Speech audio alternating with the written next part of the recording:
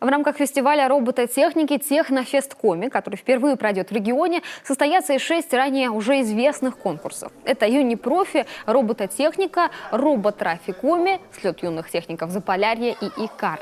Они делятся, в свою очередь, еще на 3 категории. Первая – это начально-техническое моделирование. За нее будет отвечать «Слет юных техников Заполярья», где продемонстрируют судо-, авто- и аэромоделирование в закрытых помещениях.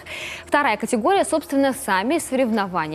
Впрочем, возможно, самый зрелищный этап – Юнипроф. Сюда, кроме техники, входят медиакоммуникации, прототипирование и электроника.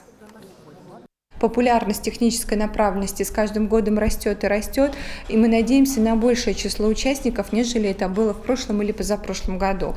Если сравнивать по отдельности, да, какие-то мероприятия, то, например, слет юных техников летний, он был уже в разы больше по количеству людей, чем предыдущие года.